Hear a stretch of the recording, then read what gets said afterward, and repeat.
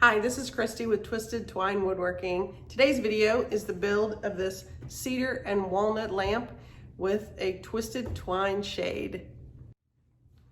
I do want to thank Vincent and Ethan of the Because We Make podcast for coming up with the Enlighten Us challenge, which gave me the idea to make this lamp. Let's get started. I was sitting at the kitchen table at my parents' house one day and my dad brought in this piece of cedar, sat it down on the table and said he thought it had some character, so he thought I might be able to do something with it. I like the look of the bark on the cedar, but I wasn't sure that it would be able to survive the build process and stay on long term because it was really flaky. So I figured I would give CA glue a try and to kind of stabilize and hold it together. I didn't want to use epoxy because I didn't want the shiny look of epoxy. After the glue dried, I sprayed it down with a couple layers of a clear coat. I wanted to reuse the lampshade and hardware from an old lamp that used to be at my parents' house. This lamp used to sit next to my dad's recliner for years, decades really, and I wanted to repurpose them and use them in this new lamp. The entire time I was unscrewing this little screw, I kept thinking, don't drop it, don't drop it, don't drop it. Well, I dropped it, but thankfully, I found it right back. For obvious reasons, I did not want to reuse the cord. The funny thing is, when I was cutting this cord, it reminded me one time when as kids were watching too much television, we weren't doing our chores. My mom got so aggravated, she literally cut the cord on the television, so we went for like a week without being able to watch TV at all. Needless to say, that was a lesson well learned, and we never had that problem again.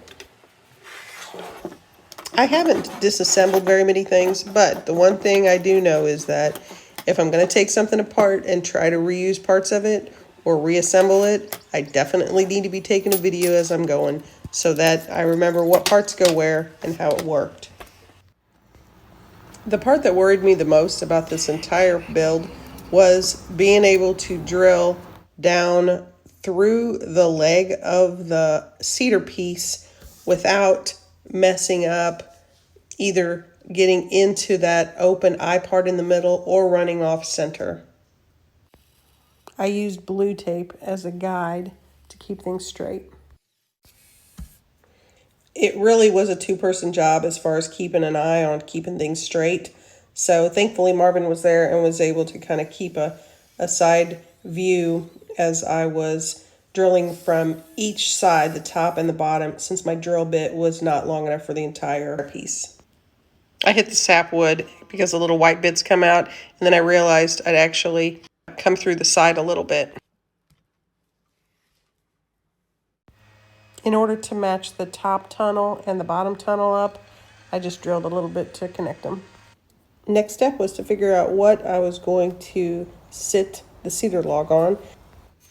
Last year there was an old walnut tree that needed to be taken down, so I had salvaged some of the crotch pieces off of it, and they've been drying in my shed. I made a lazy Susan for my mom, and my daughter power carved a catch-all bowl out of this same walnut tree. So those videos are in my list of videos if you'd like to watch them as well.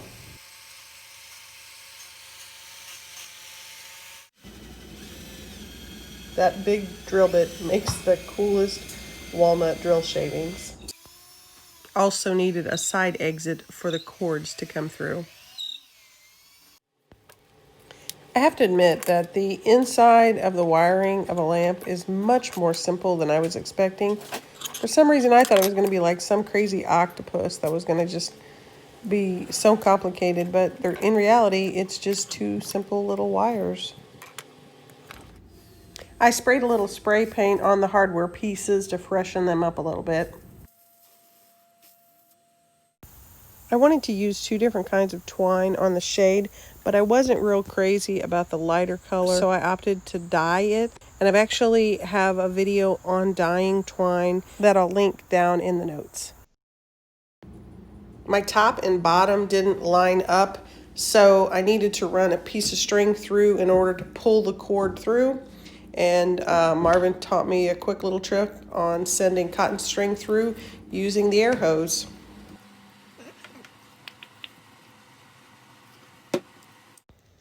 Next step was to install the hardware. I only needed a short section of the tube that went inside the body of the lamp, so I used a hacksaw and did some hacking.